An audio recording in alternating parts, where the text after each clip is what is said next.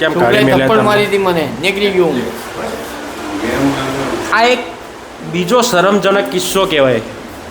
Hello મિત્રો, કેમ છો? હું તમારો ફ્રેન્ડ કરણસિંહ સોલંકી. મિત્રો, ખેડા જિલ્લાનું વસો તાલુકાનું લવાલ ગામ, જ્યાં ટેકો દિવ્યાંગ આશ્રમ આવેલો છે, અહીંની ખાસ એક વાત આજે હું તમને શેર કરવા જઈ રહ્યો છું કે અહીંના જે દિવ્યાંગ લોકો છે એમની રહેણી કહેણી કેવી છે એ તમને આજે હું સફર કરાવીશ.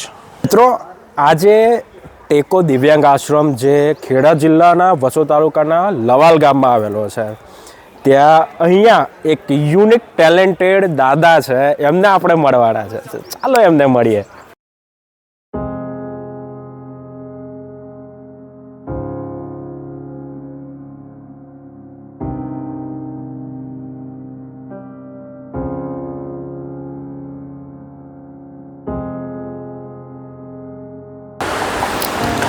મિત્રો, આ છે આપણા ટેકો દિવ્યાંગ આશ્રમ, જ્યાં એક હોલ છે, સારી એવી સુવિધા છે રહેવા માટે, જે આપ મારી પાછળ જોઈ શકો છો.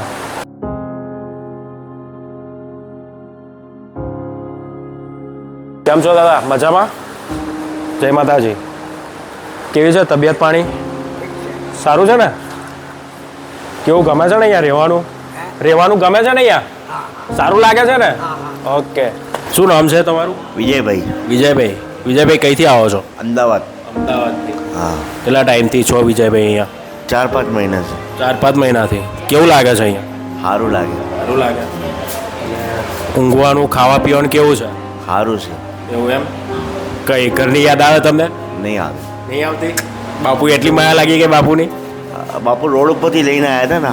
અચ્છા, એટલે. બાપુ તમને અહીંયા રોડ પરથી લઈને આવ્યા હતા? હા. એવું એમ? હા. ભીખ માંગતો હતો. એવું એમ? પુલના નીચે રહેતો હતો. કઈ ગામ રહેતા હતા? અમદાવાદ. અમદાવાદ પુલના નીચે રહેતા હતા. કેમ તમારું ઘર નહીં? ઘર છે પણ ભાઈ રાખતો નહીં મને. એવું છે? હા. તો કેટલા બાપુએ તમને અહીંયા લઈ આવ્યા? હા, બાપુ લઈને આવ્યા. બરાબર છે. તો બીજું કોણ કોણ છે તમારા એમાં ફેમિલીમાં? મમ્મી પપ્પા ઓફ થઈ ગયા. ભાઈ ભાભી છે.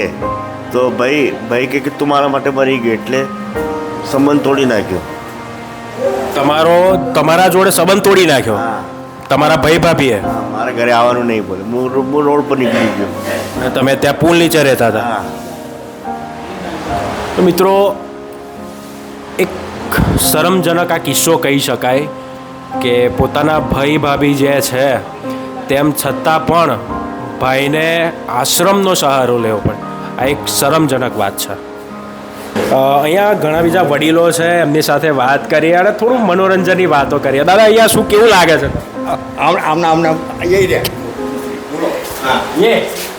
શું નામ છે તમારું? શાંતિલાલ. શાંતિલાલ. શાંતિલાલ. ક્યાંથી આવવાનું? અમદાવાદથી. મૂળ ગામ લુણાવાડા. લુણાવાડા ગોધરાની પાસે આવ્યું. બરાબર. અને કેટલા ટાઈમથી છો તમે અહીંયા? અહીં 3 મહિનાથી અહીં છું. 3 મહિનાથી અહીંયા છો. અને કેવું લાગે છે? સાચું કહેજો, કેવું લાગે છે? અહીં બધી ઘર કરતાં સુવિધા, ખાવા પીવાની બધી સગવડ. મળે પછી શું જોઈએ? ક્યાં વાત. હવે તમારા ફેમિલીમાં કોઈ ખરું કે તમે એકલા જ છો? એ છોકરા છે, એક છોકરો મરી ગયો. મારું ઊંધું થતું કર્યું. 2 લાખ રૂપિયાનું કરી નાખ્યું મારું. શું વાત? રોડ ઉપર આવીને ચાલતો હતો. હા. સોસાયટીના ચક્કર પડ્યો પડ્યો ગયો. બરાબર. અને બીજો છોકરો છે, શું કરે? છોકરો ગોળીઓ ખાઈને દાડા કાઢે છે. કેમ, શું થયું છે એમને? પહેલાં દારૂ પીતો હતો. 3 છોકરીઓ ઊંઘે સંબંધ બાંધ્યો. હા. તો દારૂમાં વાળ ખરાબ થઈ ગયો. બરાબર. તો વાળ બદલાયો એણે. તો દારૂ પીતો નથી હવે. બરાબર. બધા ધંધા કરી લીધા એણે.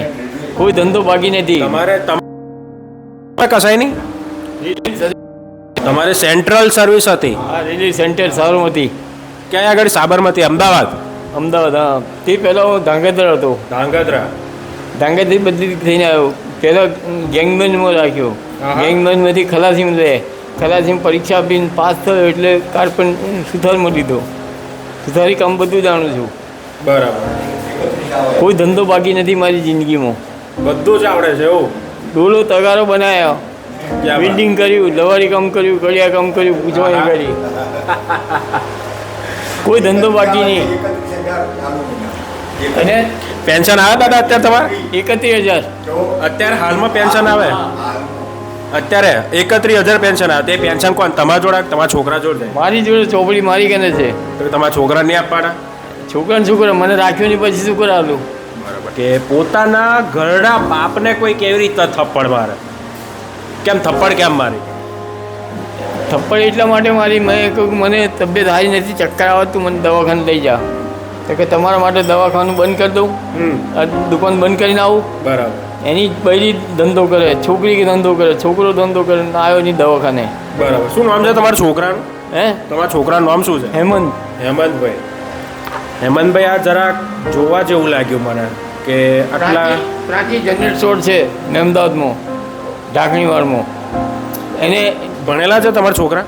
ભણેલા છે ને, 9 લાખ રૂપિયા આલે એક છોકરાને. મેં 2 છોકરાને 9 લાખ આલ્યા, છોકરીને 2 લાખ આલ્યા. જેમાં એ મારું ઊંધું જતું કર્યું તો છોકરીના 2 પગ પડી ગયા છે આટલેથી. બરાબર. હવે એક વસ્તુ મિત્રો તમે વિચારો કે જે બાપ જે છોકરી કે છોકરાને નાનપણથી મોટે સુધી મોટા કરે છે, કેમ કે એક છોકરો એમને બાપને લાફો મારી શકે. શરમ આવી જોઈએ તમારા જેવા લોકોને. પોલીસ સ્ટેશન ગયો હતો. પોલીસ સ્ટેશને ગયા હતા? હા, ફરિયાદ કરી દીધી, 1 દાડો પૂરી કાઢ્યો એને. બરાબર. પછી મેં કહ્યું કે છોકરા નાના છે ને, પોલીસ સ્ટેશન જશે ધંધો પાણી બંધ થઈ જશે. એટલે મેં કહ્યું સાહેબ ઠપકો આલીને છોડી દો. 6 થી 7 હજાર પોલીસ ખાઈ ગયા. શરમ કરો ભાઈ. તમારા બાપ છે છતાં પણ તમારી ચિંતા થાય છે. હા. પછી ધંધા બધા કર્યા. રાત્રે હવારમાં ગુજરાતમાં જતો, રાત્રે જનતામાં આવતો, તો સુધી ઉતારી કામ કરતો.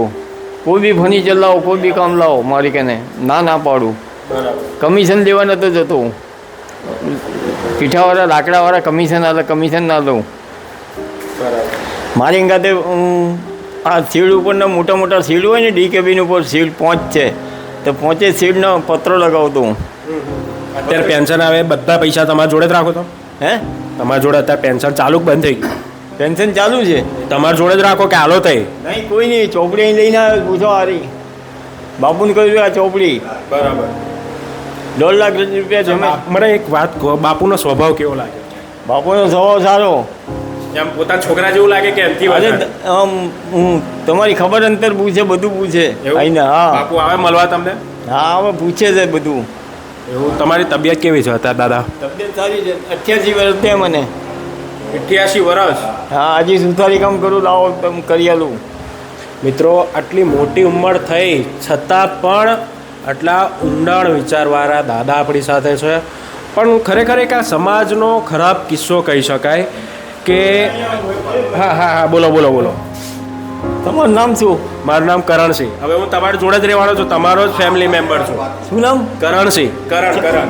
કરણજી. હા. હવે હું તમારી જોડે જ રહેવાનો છું અહીંયા જ, અને આપણે દરરોજ આપણે હાથે જ રહેવાનું. હવે તમારો જમણો હાથ બતાવો છે. દાદા ભવિષ્ય જોવા લાગે. જો દાદા, મારા લગ્ન થવાના કે નહીં?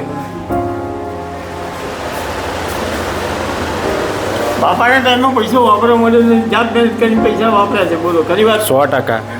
આ એક સત્ય હકીકત કહું કે મારા ફાધર જ્યારે હું 5મા ધોરણમાં હતો ત્યારે ઓફ થઈ ગયા છે, અને ત્યારથી લઈને મેં જાતે જ મહેનત કરી છે. અને દાદાએ ખરેખર જ્યોતિષ વિદ્યાના આમ નિષ્ણાંત લાગે.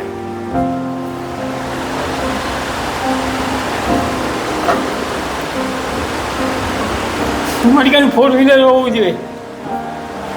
ખરેખર આ એક સાચી હકીકત કહું મિત્રો, ગયા અઠવાડિયે મેં 4 વ્હીલર ગાડી લીધી છે. દાદા, તમને કેવી રીતના ખબર પડે?